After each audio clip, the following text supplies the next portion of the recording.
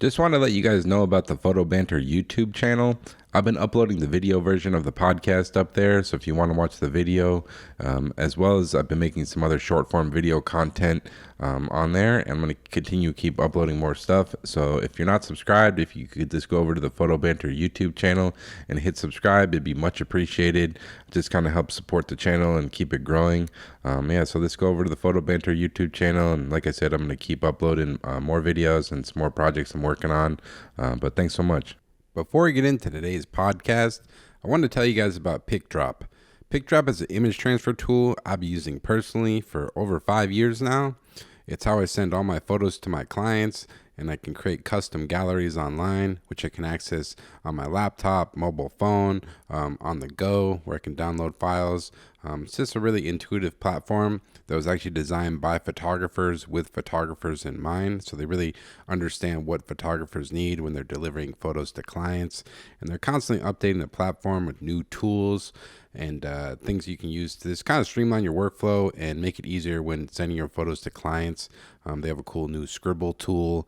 So if you're working with a retoucher or a client, they can make notes on your photos and really just make it easy to communicate with your client and keep everything in one spot. I can't recommend it enough. It's just, for me, it's a lot better than some of the more outdated platforms like WeTransfer and Dropbox. It's just a very specific transfer tool for photographers in mind. So with today's podcast, with the promo code BANTER, you'll get 2 months free of PicDrop. All you got to do is go over to picdrop.com, enter the promo code BANTER, and you'll get 2 months free. So definitely go give it a try. Let me know what you guys think.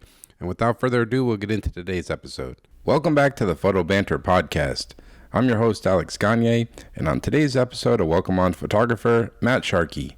Matt Sharkey is a photographer based in the San Francisco Bay Area. I was excited to get Matt on the podcast. He's someone who I really respect and has a real passion for photography and has carved out a really interesting career path for himself, having started out working with the band No Doubt, kind of running their merch sales on tour as well as doing photography for them and their website and a bunch more, and then kind of went on to work in the skateboard industry for brands such as Santa Cruz and Soul Technology, and over the years has worked for other big brands such as the North Face, Levi's, Chrome, working in the marketing field, but always maintaining a passion for photography and shooting photos, and also just released his new book, American Denim. It's kind of a look into the denim industry in America, a project he worked on for several years, and the book actually just came out this week, and we talk about that and much more. I really enjoyed this conversation with Matt, and if you're interested in picking up a copy of his new book, I'll put the link in the show notes and you can go order a copy now. But yeah, thanks for listening and hope you guys enjoy this one. All right, Matt Sharkey, welcome to the podcast, man.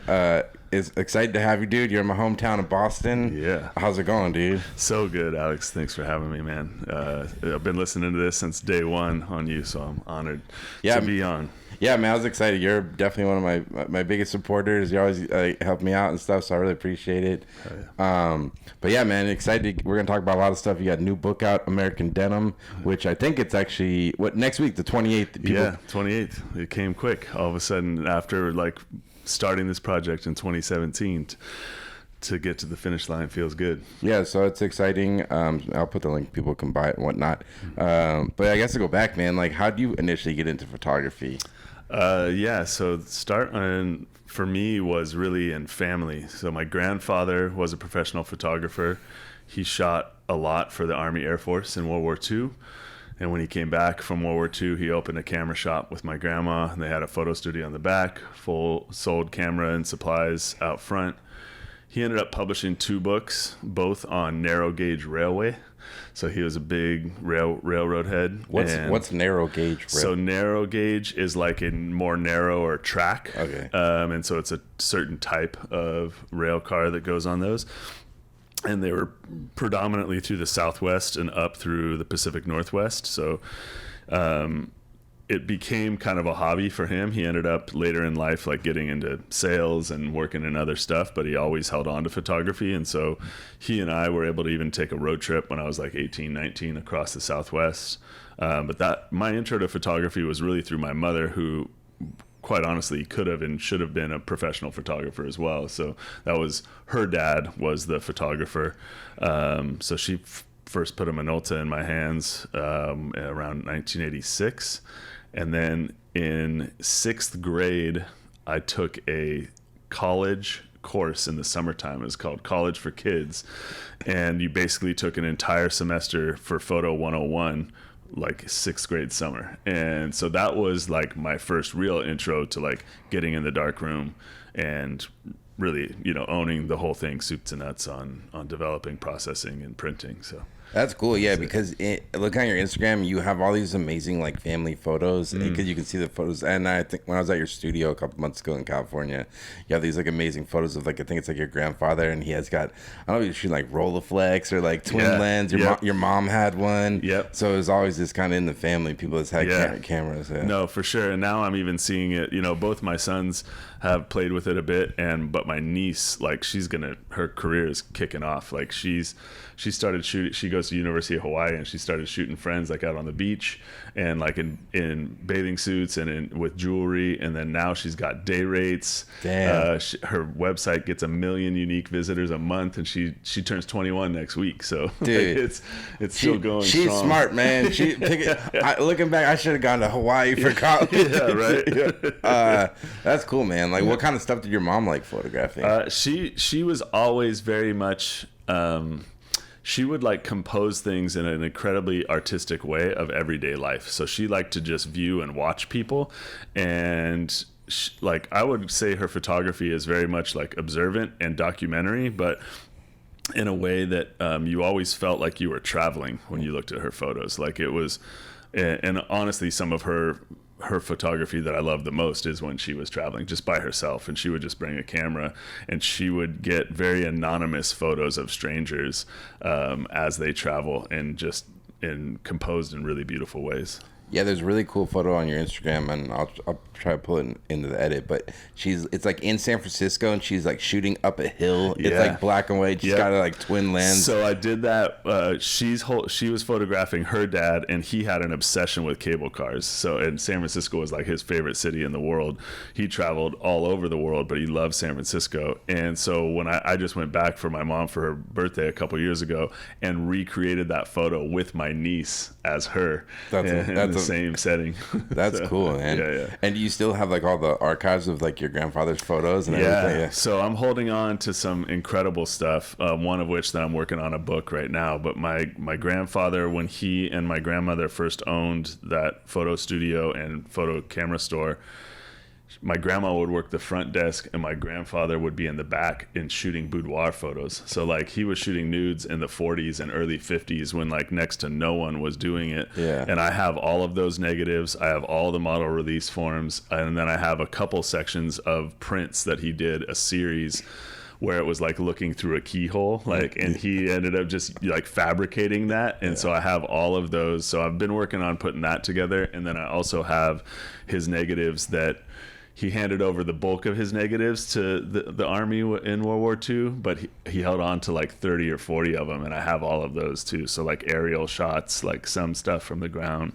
That's wild. So that was his job in the military, being a photographer. Yep, he was full-time photographer in the Army Air Force, and he left for World War II 2 months after my mom was born and came back 2.5 years later. And like I have photos of him and his friends holding the newspaper for like, you know, D-Day in London. That's amazing. Yeah.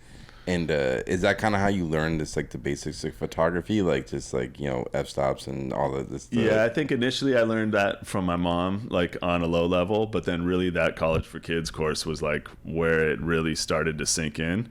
And, you know, I go back, I held on to some of that work from that class even for a minute, and it's like, it's ridiculous, you know, it's so remedial, but like you learned composition in that way. And then I'm really thankful that I did learn, you know, ratios and all of that at that time, because out of all my cameras right now, I have one that has a working light meter, and I really just don't meter anything. It's just all like instinctive. Sunny like, 16 rule. Yeah. And it's like sometimes I get it wrong, but I'm okay with that. Like I like that experimentation of photography, and I like it to not always be perfect.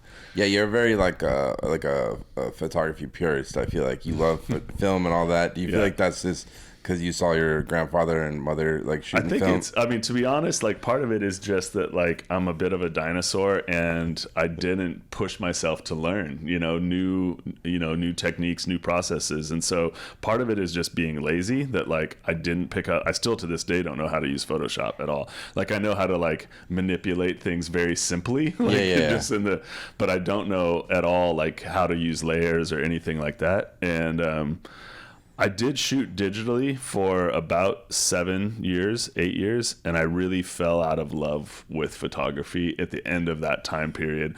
And it was, I think, largely because I just get overwhelmed with storage and like, when you're shooting film, you're so much more disciplined, especially now with how expensive it is. But back then, in the early days of digital and midstream, for me, it was just like, cool, I'll do the same shit that everybody else is doing. And it's like fire off 100 and pick one. And like, that just made me not love it anymore. And was that, what years was that? The 7 years? Was it like? So it was like probably 2010. Okay. No, yeah, like 2009 through 2015. Okay, yeah. By 15, the cameras were getting better, but 9, it was still kind of like whatever. Yeah. And so, I mean, now has been the first time in my life where I've considered like maybe I would mess with it again. Yeah. And that's more based on it being easier to travel with. But no, there's so many other things that I love about film. Like I love that you have to wait. I love there's no instant gratification. I love that it's always an experiment, like you're going to get it maybe, and maybe you don't, like this many years on, like directionally I get what I want most of the time. But I love not looking at the back of the camera and seeing the image.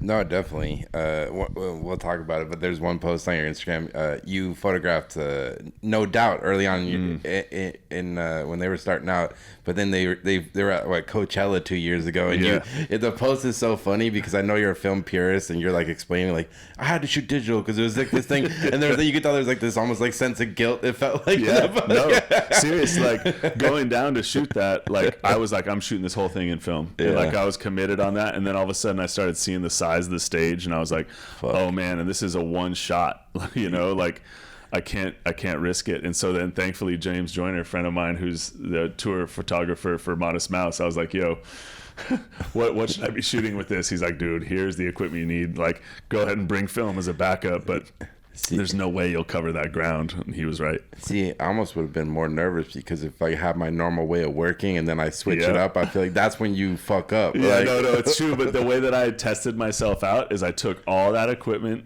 2 nights before going down to Coachella, and I photographed Israel Vibration, like just play a regular reggae show at a small club. But I was like, at least I can like mess with all of this and feel somewhat confident before I go to 4 football stadium size stage. That's right. Like I try to do that now. It's like when I buy new gear, like I'll like buy it and use it for a while before I even use it on a job. Yeah, because it's like all those. Because I've gotta get familiar. Oh yeah, dude. Even with this camera, I fucked up with this. But for you, like, did photography come first or skateboarding? Skateboard. Well, it's kind of. I would say I was always around photography because of my mom and my grandfather. But for me, I started skateboarding, in 1984. So, and I'd really, at that time I was 9. And it's not like my mom was handing over a camera then, it was it was still like, you can hold it and take a picture or two, but then give it right back to me. Yeah. It was 86 that I got it from her, where she would be like, go spend a day with it, Nice. So skateboarding definitely came first. But then, I quickly paired those two up later. Like, I was always the one photographing our friends and all so that was kind of some of your initial photos, the skate photos? Mm-hmm. Yeah. Oh, for sure. Like, I think, just around the neighborhood, because we all had flyways, and then, our friend Chris, we helped build a mini ramp in the backyard, and it was like 6 foot, it was substantial. And so I was always bringing the camera around. And this is because you live in Northern California now. Mm-hmm. Is that where you grew up? Yeah, I grew up in Sunnyvale, which like Sunnyvale is, just kind of the birth of tech. It's, Steve Jobs and Steve Wozniak both went to my high school. Like the garage where they discovered Apple computers is a mile from my childhood home. So it was kind of just like a nondescript suburb. Like most, anybody who like really was making it in skateboarding on any level was either in San Jose or in San Francisco, and then the exceptions to that is like Phil Shao, who is from the peninsula. But like from Sunnyvale, it's like there's been very few people. Like Adam Crew and Jesse Erickson were like the two skaters that came out of Sunnyvale. Yeah, the skateboarding in San Francisco in the 90s, that was just like the spot to be, like EMB, and then like even the northern stuff with you. I remember watching one of my first skate videos was this 1996 Airwalk video.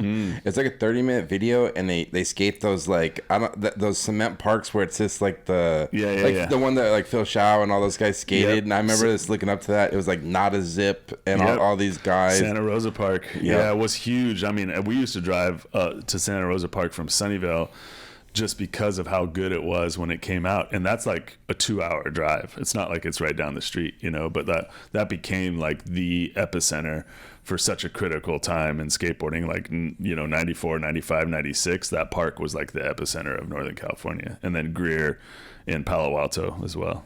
And like, who were some of the first skaters you were like remember shooting photos with when you were kind of getting into photography? I mean, mostly it was always my friends. Like I kind of was on my own, to be honest. It's like there were people around and I would see them. Like Caballero worked at Sessions, which was like our skate shop, which was a couple miles from my home. So he worked there. Tim Brosh worked at that shop. It was started by Joel Gomez and he owned it. So that was kind of like, we would go from there to the Wave, also known as Dell's Wall, but if you're local to Sunnyvale, it's the Wave, and it's this like wave crest that comes under a freeway over ramp. You'll see a lot of Jason Adams footage there, Tim Brosh back in the day, Salman Agha. And we'd go from there to Fishbanks, and Fishbanks was like where we ended every single day. It was this weird old water fountain concrete park that no longer exists, but Caballero has the cover of Transworld in 1987 for a Grant Britton photo. At Fishbanks, and we were like, we made it, dude. 87, like people know what Fishbanks is, like but I didn't really start shooting anybody that was of note until like much later, till like I was 19, 20, and I was doing my own zine by then. Oh, that's cool. Like, who are some of those skaters? So back then it was Tim Brosh, for sure. A way that I also put the magazine together was my own work, but then I also would reach out to team managers of other teams and be like, hey, send in some photos, do a write-up on your squad or on somebody, that's on the team.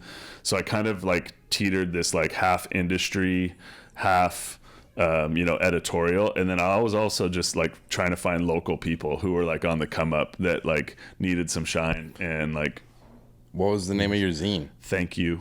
Oh, really? How long did you do that for? I did that for 3 years. So I started it. I went up to Arcata to go to school initially, and I got real bored real fast, and so that's when I started shooting locals up there. Jake Jones, who later became the team manager of Santa Cruz, was the first person I ever shot with. Him and Orion Musselman, and like this whole Humboldt Surf Company had this squad that was super strong in those for a small little coastal town.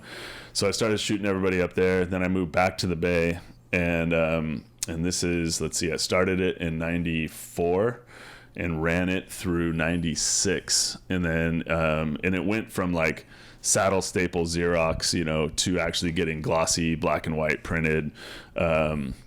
And Russ Pope is who really helped me get it out there in the world. Like, I had friends that were in colleges around the United States, and I would just send them stacks and they would distribute it. And then I would hustle it to actual skate shops in San Francisco and throughout the Bay, Santa Cruz, around there. And then Russ was like, hey man, like, why don't you send me as many as you can? And it's when he owned Haunted House Distribution, and he said, I'll put them in every outgoing box. So he got them all over Europe, all over North America for me. And then I started getting paid advertisers. Like Mark Waters was the first, that started hooking it up, from Tom Yetto, Don Brown at Soltech, George Powell at Powell. And so I ended up going on a road trip throughout Southern California to like thank all the advertisers. And I was supposed to have a lunch with George Powell, and that turned into like 5-hour hang, tour the whole factory, asking me what I want to do with my life. And I was like, and you're only like 19, 20. And I was like, well, I love publishing, but like at the time, Transworld was published by Time Warner. You know, it's like, I couldn't compete with that. Thrasher and Slap were doing their thing. And I was like, yeah, I also have a lot to learn. So I kind of, at that time I was like, I'd love to like get into the team management side of things. And Mike V and I had become pen pals many years, like a couple years earlier at the start of my zine.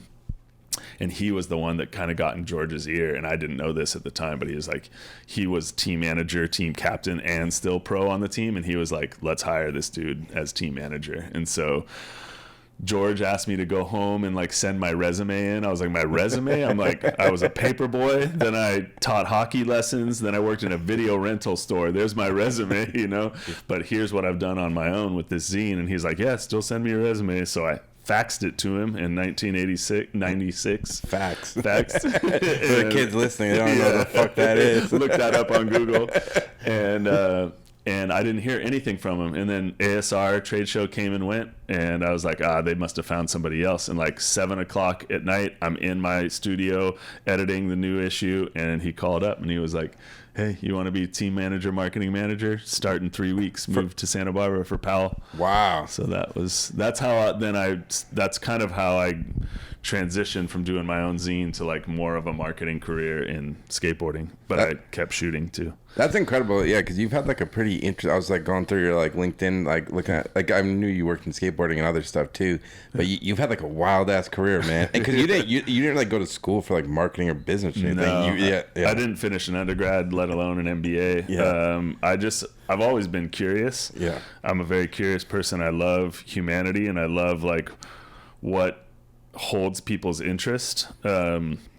And coming through the lens of creative was just super helpful as like my career evolved, because later on down the line when I was no longer shooting myself or being an art director, but I was director of marketing or CMO or whatever, I could still show up to a shoot and have the vernacular and like the understanding of what was needed and what goes into creating content, both stills and or motion.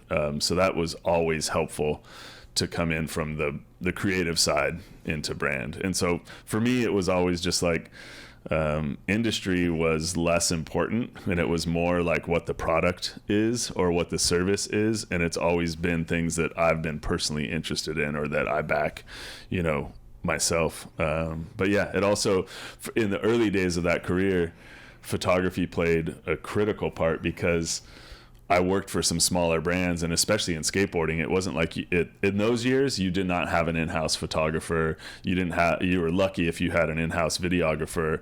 And so when you were a team manager, a lot of us in those days played both of those roles, where like I would go out and shoot ads and then I would, work with the art director on the layout, and that would, help us cut costs and get kind of two things out of one. And then as my career evolved and later in my 20s, you could see that brands would be like expecting that, like, oh, you're also a photographer. And I'm like, no. It's like that any job. Once they realize you can do something, they're like, yeah, just get this dude to do it. And then they just expect exactly. it. Exactly. Motherfucker. And early on I said yes, and I'm glad I did. And I would give anybody that advice because it gives you an opportunity to learn a lot and to expose yourself to a lot more, but at some point you got to say, all right, if you want 2 jobs, you got to pay for 2 jobs. Exactly. Because did you ever have any interest in pursuing photography full time or not really? Yeah, I definitely early on I thought that like that was what I wanted to do for sure. I think that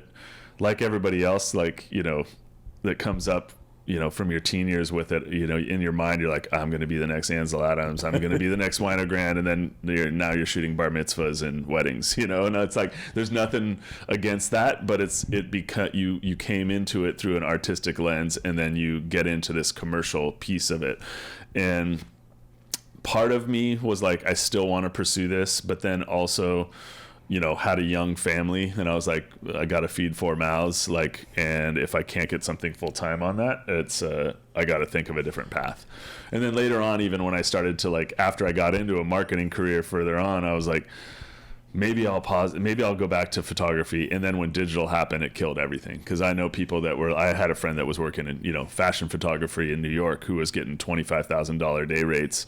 And as soon as digital came in, like those dropped to like $5,000 a day, Yep. It was like, no, it's interesting because I think it's amazing. Cause I think, some people can have an idea of like, oh, if I'm not doing this full time, I'm not a photographer or whatever, but it's like you have a full-time job, you've had this amazing career and like working in marketing and stuff, and but then you still are able to make time to do your own photo projects. Like you're doing a book, you do photo shows, you do zines or whatever, and it just goes to show you can still have this passion for photography and do creative projects and still sustain yourself in a regular job. I have to, like, for me, like, if I don't have that creative outlet, I wouldn't be able to, like, my professional career would suffer from it, because I wouldn't have like that inspiration, you know, like when you're sitting in boardrooms and on Zooms and in meetings all day, like I need that creative outlet. Now, most of what I do, you know, for a living is I manage people and relationships. And on occasion I get to be involved in the creative. So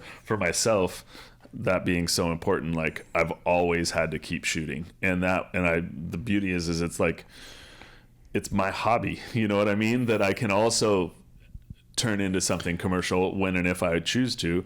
But like, I don't mind spending money on it, because some people it's like, it's hunting. Some people it's golf, whatever it is. It's like, I'm okay with spending money and not seeing a return, because I love it. Like I love it more than any other, you know, activity I've done in my whole life. And honestly, it's great that it's just like your work is just your pure passion project, because you don't have to look through, once you make it like your career, like you have to, I mean, not always, but like you kind of have to look through this weird lens of like, how do I make these photos and market them to sustain myself? Whereas your shit is just like pure, and that's the type of work I like the most, because I've been doing commercial photography for a while now, and it does get weird. No, for sure. Like I know that it's a privilege and it's a choice, and I know, because I have the majority of my friends in any given field are in photography, right? And so I know what it takes to market yourself and to compete in a very saturated marketplace of other, you know, there's a lot of talent out there, and it's a full-time job now managing your own marketing, you know, as it relates to commercial photography. And also it's like, what's the saying? Like, if you want to ruin your hobby, make it your job. No,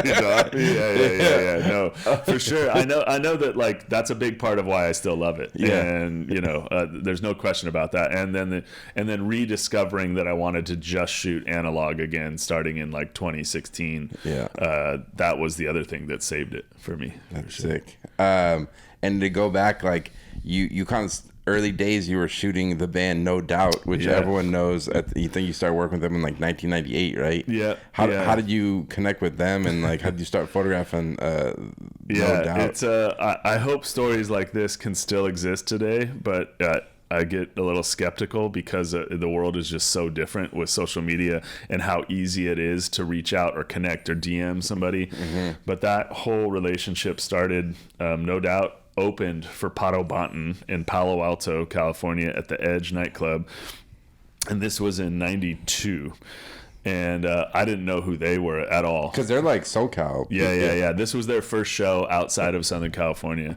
And me and my buddy my buddy Justin and I went to go see Pato play. And we're like, catch some reggae tonight. And then they opened, and I was like blown away, because I was like, wait, they're a ska band, but they're all over the stage. Their energy is crazy. And then after their set, Gwen and Tony were still together at the time. They came down to the audience. They're like making out and dancing, and just like, I was like, these people are wild. Like, I love it. And I remember that they had said during the show, like, hey, our record is coming out on this date, which was 2 months from then. I went and immediately got it the day that it came out, and then I saw in the liner notes that there was a P.O. box, and I was like, so I just wrote a letter and just said, hey, if you guys ever need help booking shows in Northern California again, like, I help out some local bands. Just left it at that. Did not expect anything. Thought that, you know, I'd be put on a fan club mailing list or whatever. And I got a handwritten note back from Tony, the bass player, and was like, hey, thank you so much for your support. We're going to have a record release party at the Palladium in Hollywood. You should come down, keep in touch, you know. And I was like, whoa, wild. Okay. And I was like, Mom, Dad, can I like go on a Wednesday to Hollywood? I'm like 16. They're like, hell no.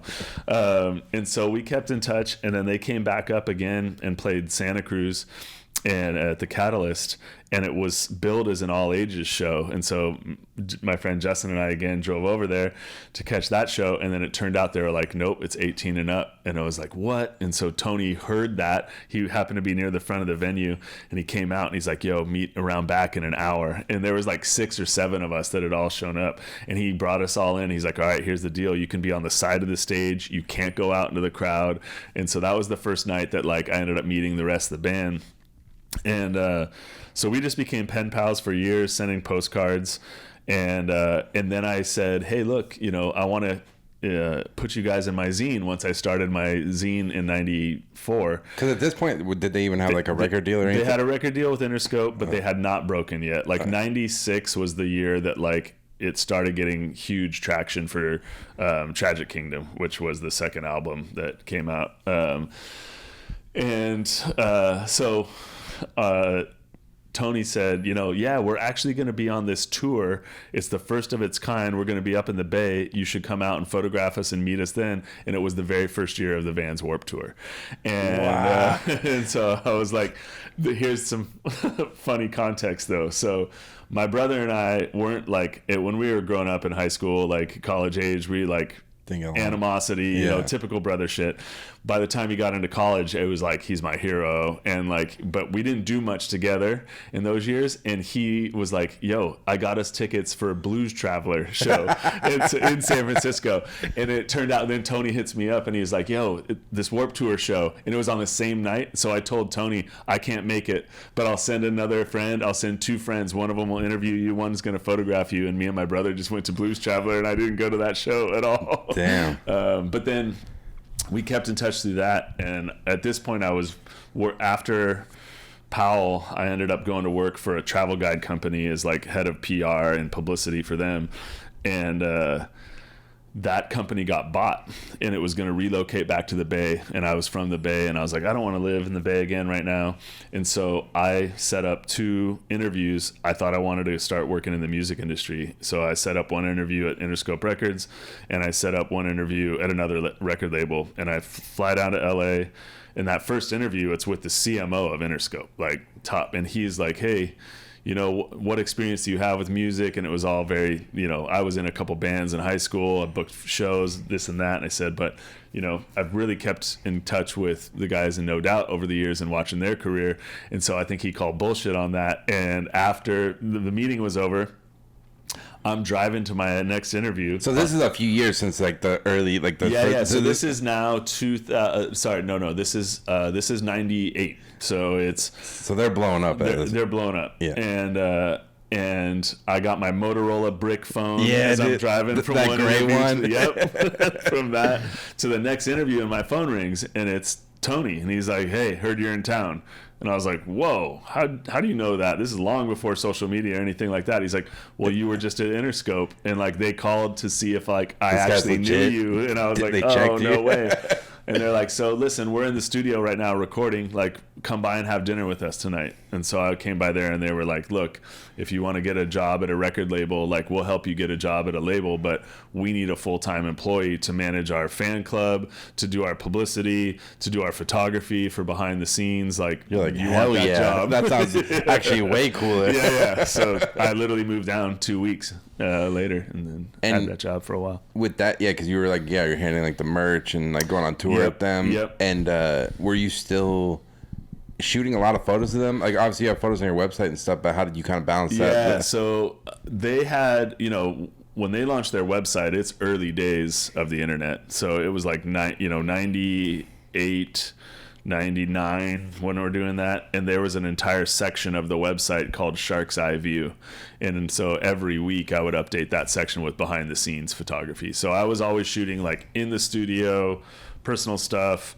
that's going on with the band, and then on occasion I would shoot live shows too, you know, and then that stuff would all be in there. And I just have an archive of years that even as they were blowing up and they're on the cover of Rolling Stone and Spin and all that, there's all kinds of like huge photographers that have shots of them, but very few people that like have the access that I had. Yeah, you have some amazing photos, and I love the photos because it's just like such an era. Even the photography for that era, it's like fisheye everything. Yeah, you have this really amazing picture, and I'll post it. It's No Doubt and Kurt Loder. Like he's like, and the band's not even really looking at you, and it's just Kurt Loder's kind of looking at you like. I'm guessing they were probably doing like an interview or something, and he's just like dead eye, like No, I mean, caught some moments that like I never thought I would be in that situation or in that place and time, and I'd love to relive that stuff for sure. I hope they do a book someday with all photographers of all their photography, and I'd be honored to have a couple pages in that for sure. And like looking back at those photos now, like what comes to mind for you, I guess? Yeah, it's the era and the fact that like I grew up shooting skating first, and so there is that era where it's not, I was not anyone that was like groundbreaking or revolutionary. I mean, Spike Jonze was shooting, the Beasties with a fisheye too, but it was that era that those of us who grew up shooting skateboarding were like, whoa, this is fun when you shoot people through this lens too. And so, you can definitely tell it's mid 90s, and I love that for it, just the clothes and everything, and then even the style of the photography and stuff. Yeah. No, I mean, there was a period, right, where like you get into the early 2000s, you look back, you're like, oh man, that's terrible. And then you look back at it with even greater duration, and I'm like, oh no, this is quintessentially that era. So it has its place. And how is it to like, we talked about a little bit, but the Coachella, was it last year? Yeah, it was last year. They headlined, right? They headlined, yep. And it was, honestly, it was a little bit, it was crazy. So they played 2 weekends. I came down the second weekend. Because they hadn't played in like 9 years? Yeah, 9 years as a band together at that time. And then before that had been 12. So like this was...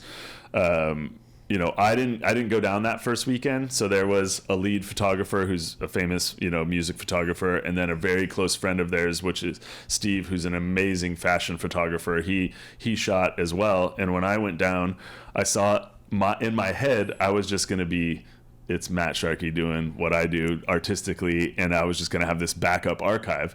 And then all of a sudden, like Tony and a couple of guys are like, all right, these are a couple of the shots that we need. And I was like, wait, Steve, are you main shooter? And like giving him everything. He's all, dude, I don't have anything to transfer tonight. Like, you're it.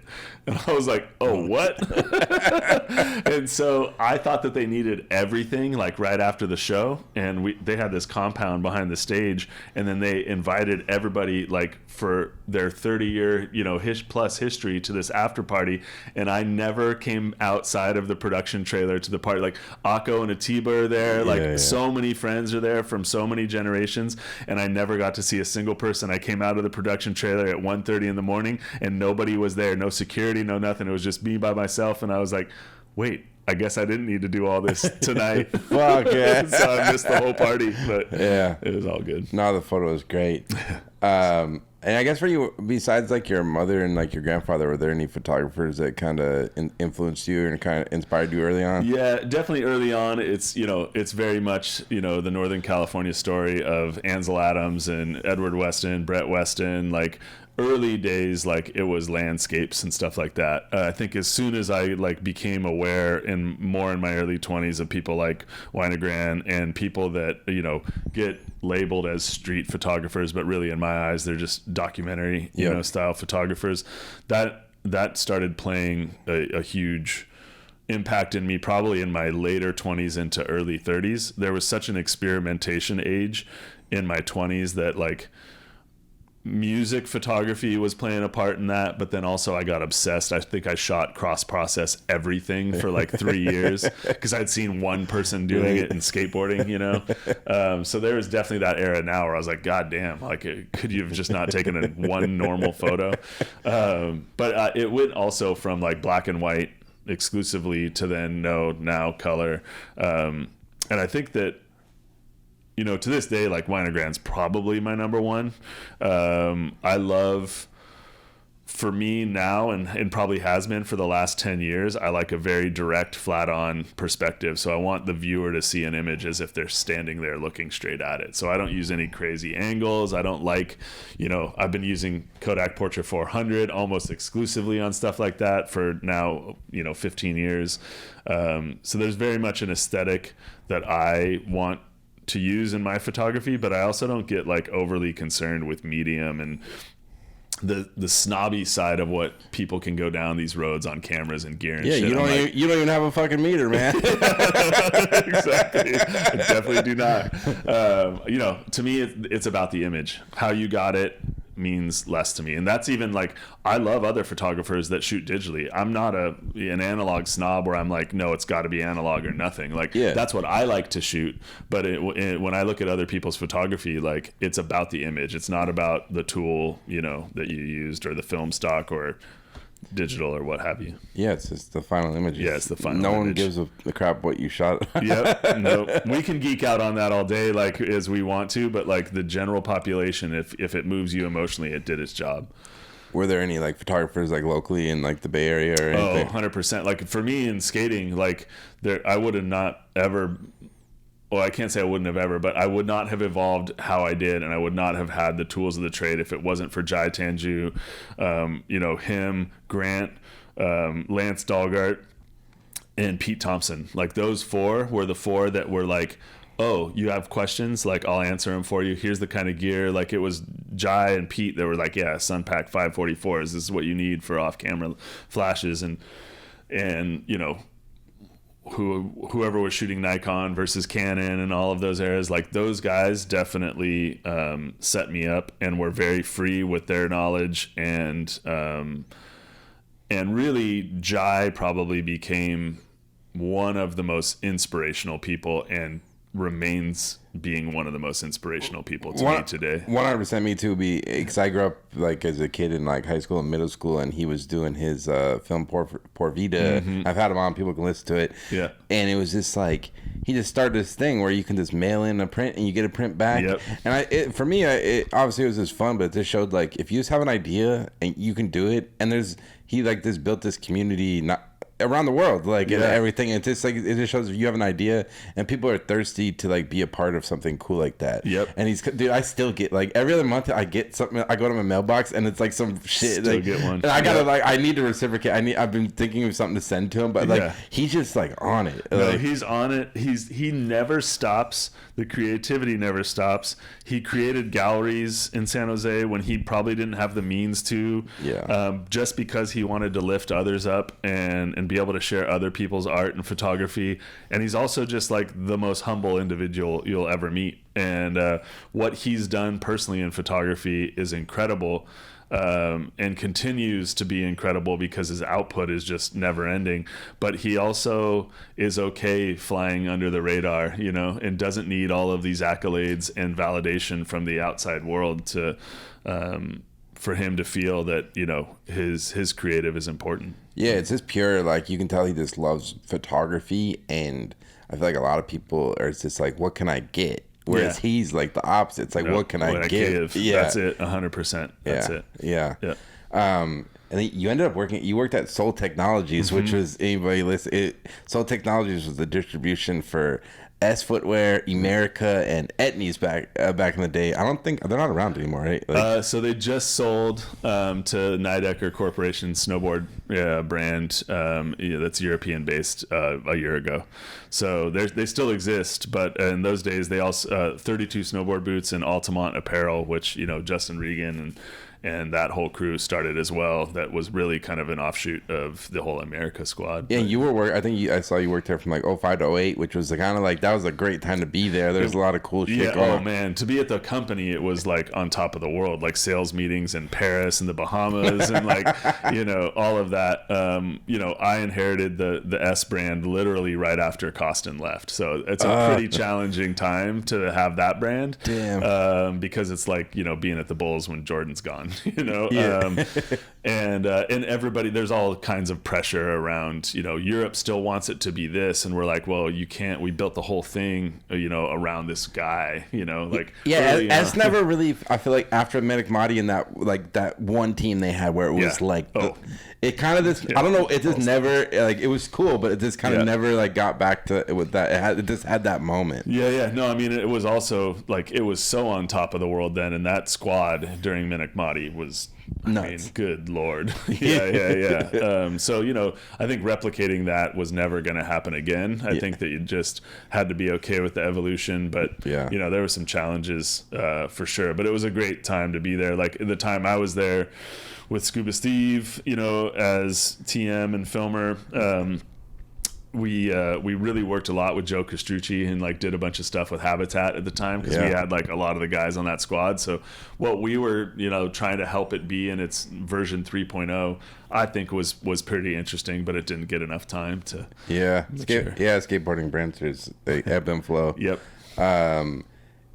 How was it? And then you ended up working once you kind of left the skate industry. I think your first job was you worked at Clif Bar. Yeah. Was it a weird transition going from like working in the skate industry to like working in more like kind of a corporate, not skate company? Yeah, no, for sure. I mean, like I had never worked in nutrition or food, you know, at that level. And so that was all brand new to me. Part of the reason they brought me in, because I headed up sports marketing for them, is they liked the fact that I came from skateboarding and surfing, snowboarding, and could give a different perspective, because they'd always just been in endurance sports.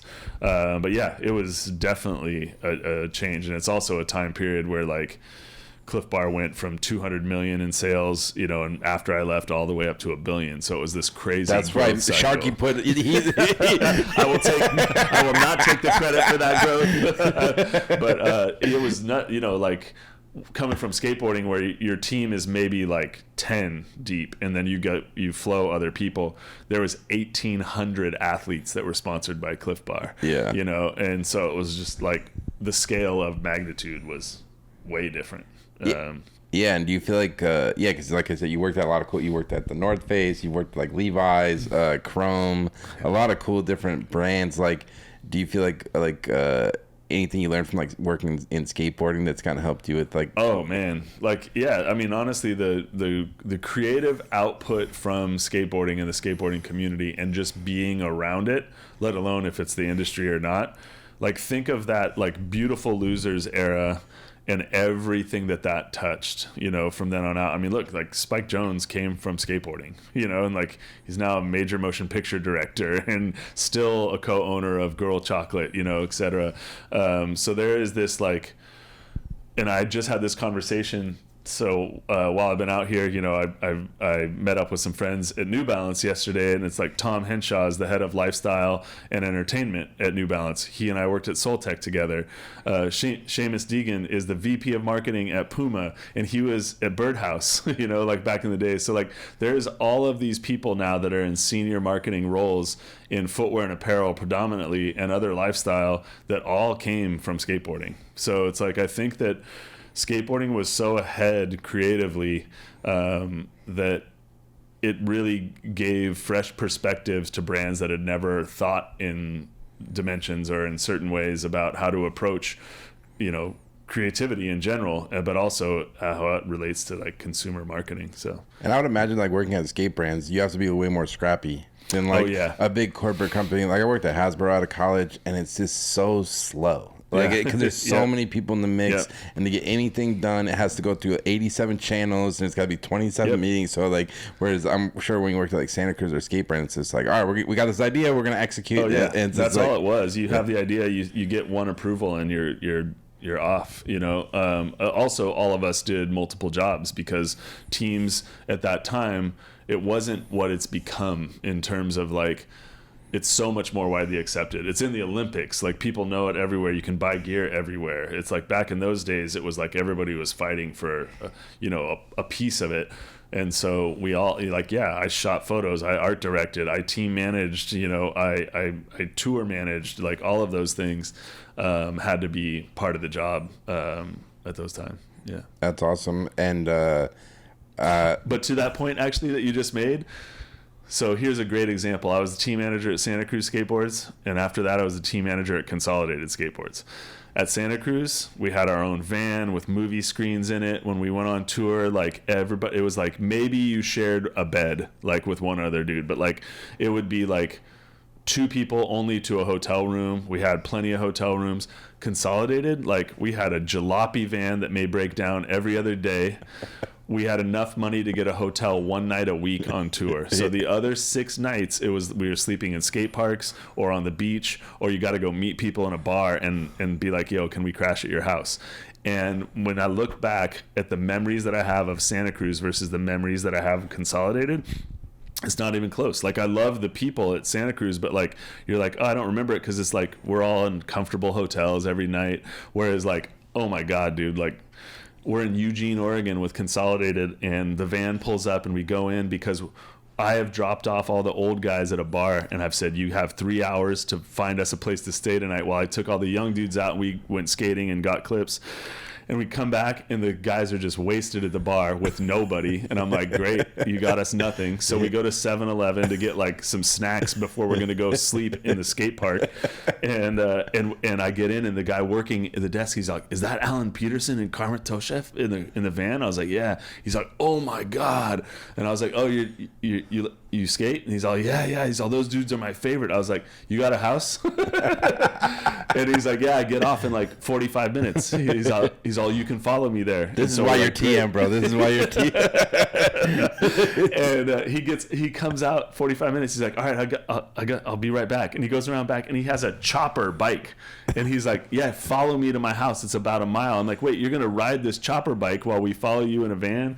And we get there and he's like, yeah, everybody pass out. And like, what I didn't know, he had only moved in there 3 weeks before. There's 3 other women that lived in his house. They came out in the morning. There's 8 skateboarders on the living room floor. She's like, who the hell are you? Get out of here. Yeah. And it's like just memories like that where there's so many of those that are attached to us not having, the means to do things at a level like other companies did. So the memories that I have are just the best. Yeah, you don't talk about this, like, staying at a nice hotel is cool and all, but like at least for me, I think of like family trips I've been on. You talk about like the bad stories, like the shit where like the car breaks down, or like that's the shit you talk about decades later. Like that's the story, No, that's it, man. And it's also, it is what makes you a creative marketer. When you have less money, you have to be more creative about how you pull things off.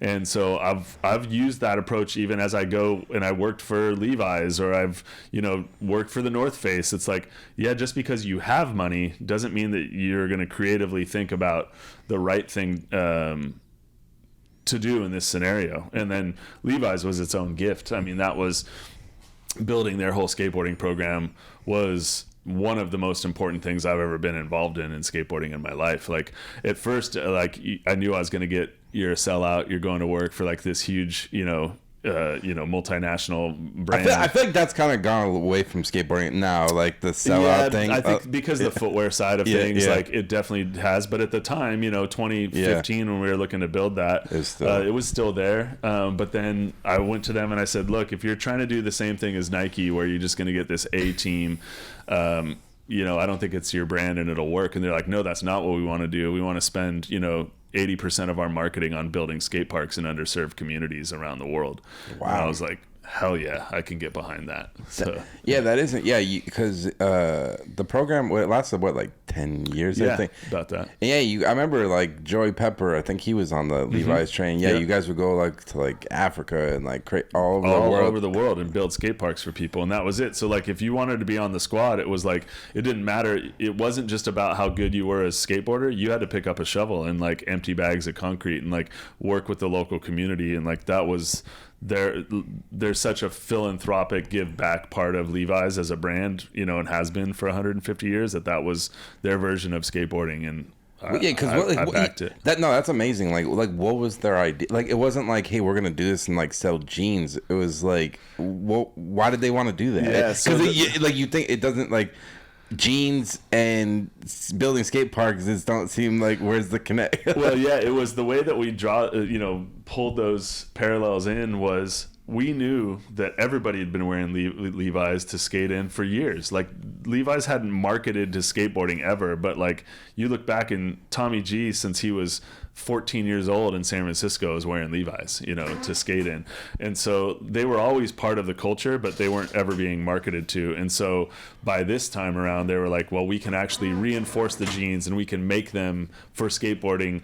And we're going to illustrate how durable they are by showing a skate park being built, and then slams, and just like the durability about what it takes to live in these while you're doing all of this work. And so it, you know, I think it was a very authentic connection, but it really only had to attach a little bit to the product, because the product was selling itself. When it first came out, it was only sold through independent skate shops. It wasn't even sold through their own stores or their own e-commerce.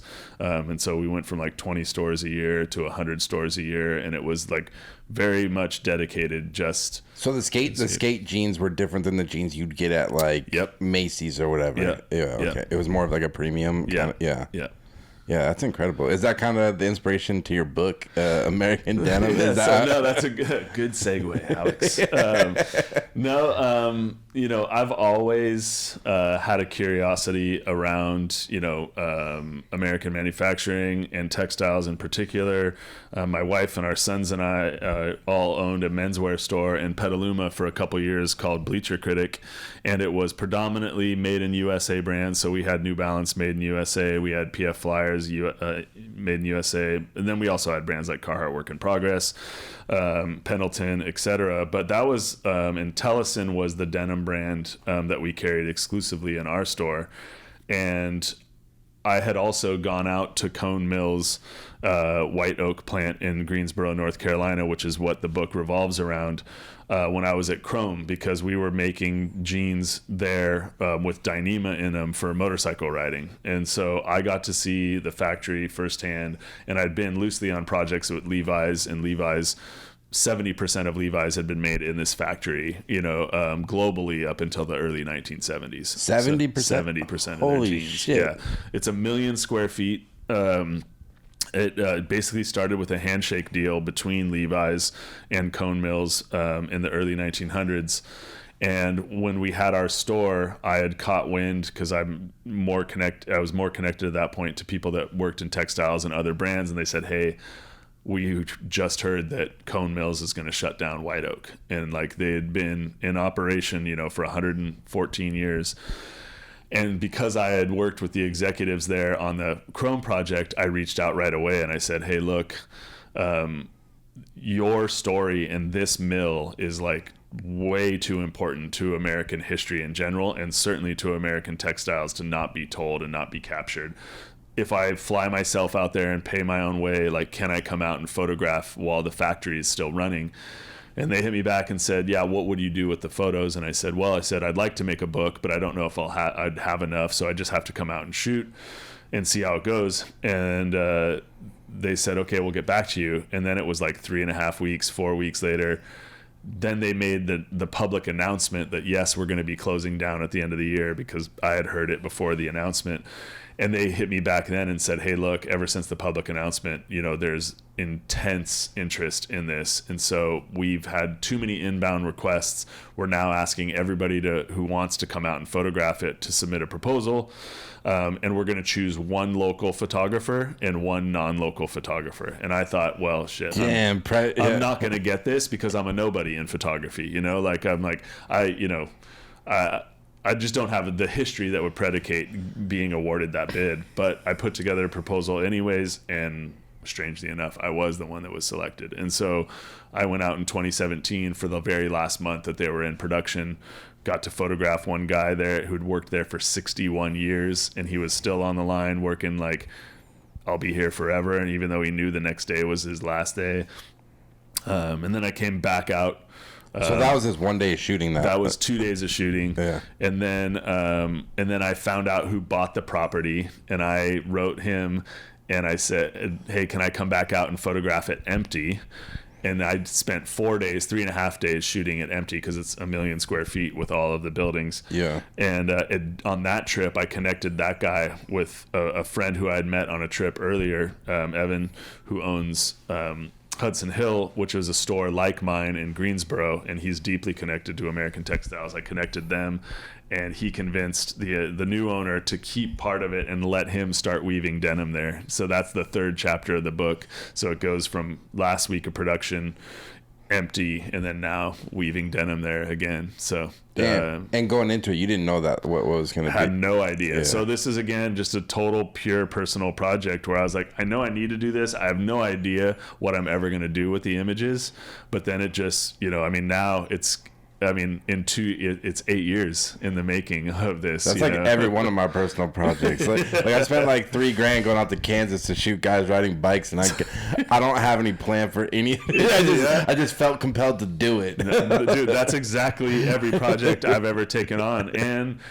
this is the proof that something can come of it. But it's also, there's so many other projects that I'm sure you've done, that I've definitely done, that I'm fine sitting on. Yeah. And even if I don't do something with it 30 years from now, like, I know what I feel like when I'm going through my grandfather's negatives. If somebody else in my family wants to do that a generation or two down, like, that's great. And it's just like the experience and creating something. It's not about like doing anything with it. So was it basically shutting down this because all the manufacturing just got outsourced to like? Yeah, it was kind of a slow death. So like, NAFTA made a huge impact on that in the 70s. Global trade made a huge impact on that. I say it in the book, and I feel relatively, confident that the reality is it's a combination of government malfeasance, corporate greed, and like the Americans' obsession with consumerism and fast fashion. Like, that's it. So like, selvage denim was a portion of what was happening at White Oak, which is all created on these. It's just an old technique, so it happens on old shuttle looms. It's a very manual process. People have, it's mechanical, so people have to be there to like make sure everything's going well. It's on wooden floors because they like live and breathe. So there's something super special but super unique about the cloth that's made from it.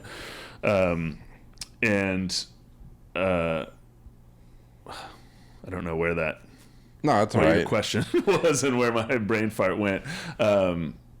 No, it's fine. I mean, I was just asking about how why it was shutting down. It was So in order to make a pair of jeans on a shuttle loom and go soup to nuts on that process, jeans are going to cost. They started in that like around $220, and they can go up to $400 for one pair of jeans. So like at $220. Most people are still like, hell no, man, I can go to Costco and get my jeans for $39. However, those jeans are going to wear out.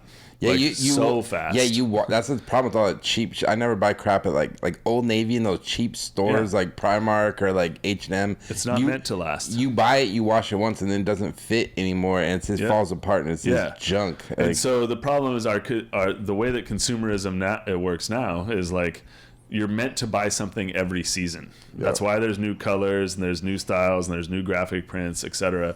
Whereas on a pair of selvage jeans, if you look at price per wear, like when I wear jeans, I wear them about 300 days a year. I wear them on motorcycles, on bicycles, walking, traveling, whatever. And each pair lasts me about 3.5 years. Yeah. Maybe 4 years with that much wear. So like when you look at price per wear, it's the same as it is to go out and buy a shitty pair of $40 jeans that you're just buying over and over again. It's a bummer. It's with everything too. Even if you look at like cameras, even like pro photo lights, and like the cameras are cheaper. It's plastic. They're meant to not last as long. Or even like every time I walk into Home Depot, I think of like all the old tools like my dad had like growing up, and you go into Home Depot or Lowe's now, it's like this cheap crap plastic that's just gonna break. It's not like that sturdy stuff anymore. And we also don't repair anything anymore. There's no TV repair shops, there's no fan repair shops. It's all priced at a point where you just replace it. Because it'd be more expensive for you to reper it than just buy it. It's crazy. So it's not agnostic to just textiles. It's everything. But this is just where it took a personal interest for me. And like when you went there to photograph the factory the first time, like did you have like a plan in mind of like what you wanted to shoot, or like how do you approach it? Because I'd imagine that'd be the challenge, because like it's like this massive place and you have a very limited amount of time. You're only there for like 2 days to shoot it. So many things could have gone wrong. So here to begin with, I knew I wanted to shoot it medium format and film. And I had a Bronica SQAI, which I'd shot with forever. And literally weeks beforehand, like something was happening with the shutter and the crank arm. And I was like, oh my God, I can't bring this out here. And I was having a conversation with Brian Gaberman and his wife, Noelle. And I was like, I don't know what I'm going to do. I'm going to go rent something. And Noelle was like, hey, I have a Contact 645. You can take it. And I was like, hell yeah, thank you. And so I borrowed that, went out and shot the whole first chapter with it. Two things I did not know. I did not know it had an in-camera light meter, and I did not know how to look for it. And secondarily, on top of that, I did not know that it had autofocus. Yeah. And I've shot manual my whole life, and again, not metering anything. But now I'm indoors with like fluorescent, incandescent combo lights, and I winged it. And shockingly enough, like there's some areas where I could have done myself a favor to meter some things, but like I pulled it, and like there's some overly green tones on some things for not knowing that either of those things were there, and not when I really could have used autofocus, like would have been beneficial. Have you heard of YouTube? Around 2021, I became aware of what that was. Every camera ever made has a video. Nope, truth. This is the dinosaur. That's fine. Everyone has their process, man. You're an artist. Sure, that's what I'd like to call it, an artist. I'm just lazy and didn't figure it out. But so then I borrowed their camera again, or Noelle's camera again, on that second chapter shoot, and then I loved it so much I had to buy one myself. So. And did they basically, when you showed up that first time, did they just kind of give you free reign of the? No. So they had like a PR person with you. They had two people with me, and at first they were like, "Okay, well, you tell us what you want," and I said, "Well, I want about a fifth of it with workers in it, and then the other I just want like machinery and environmental." And so they said they pre-identified a handful of people in different roles and responsibilities, so it was super helpful in terms of finding them, and I would just go to their area and shoot them there.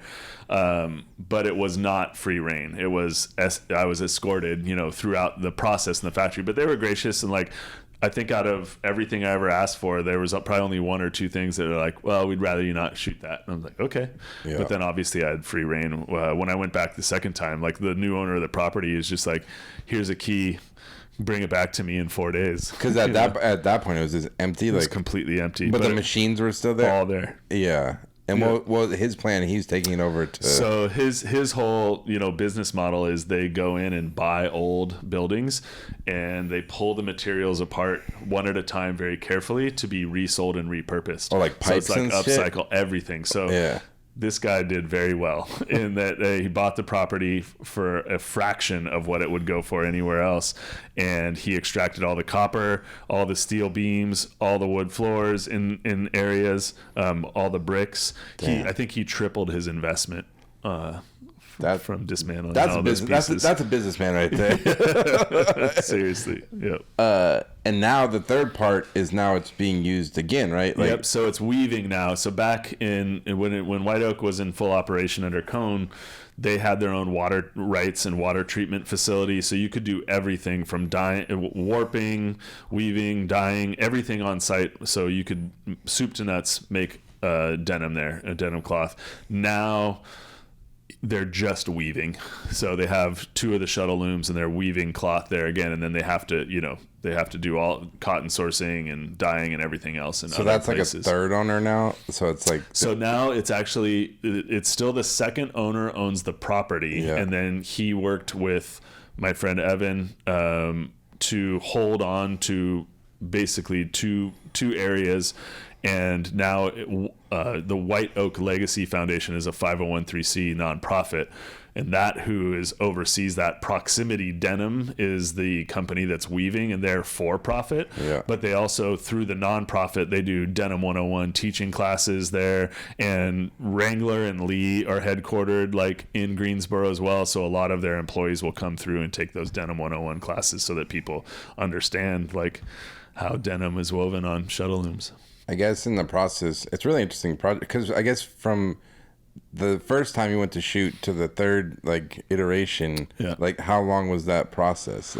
So I went in 2017, came back when it was empty in 2018, and came back in 2022 to photograph what's the third section now. I guess in the process, like making all this work, is anything you feel like you learned either about manufacturing or even just working on a photo project, or like what do you take away from the project? I think a big takeaway was like, you know, not having an exact end goal in mind. Like from that first shoot, I just knew that time was limited because this place was going to be closed in 2 months, and it was too important to not be documented. So I think that that's something that takes a lot of my interest now, is like getting things that are important to culture in a time period or just after when they've become empty. You know, that's just my own personal weird obsession. But also, like, I went back out in November of this last year, and Evan and a few others helped get about 20 people that used to work at the factory over between, like, the shortest amount of time anybody had been there was 6 years, and a couple of people had been there 40 years. And they came and met me at the factory, and I took a group photo of them, and then I did individual portraits, and then I sat there and just kept an audio recorder going when I asked them each of their story. And like that part, you know, is just, a couple of those people had not been back since 2017. It was still that emotional to them. Of course. And then multi-generational. Like, there's some people that were like, I'm the third generation that worked in this factory. And like that piece, to like see that we're such a young country and we're so obsessed with like big, you know, better, newer, et cetera, so to see something that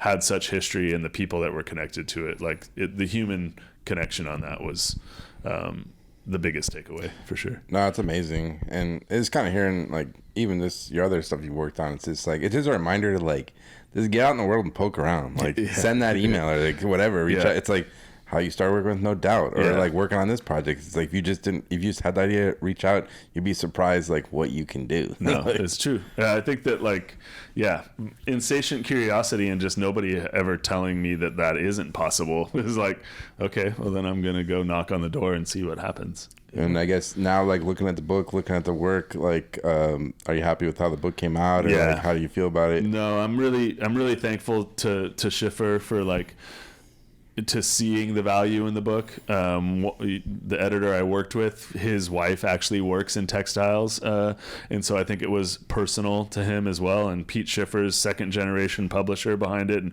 he was on the very first phone call, like, you know, evaluating the material and talking about the project. And they've done 2 other books on denim that have, you know, been very successful, and so they were the right partner to do the book with.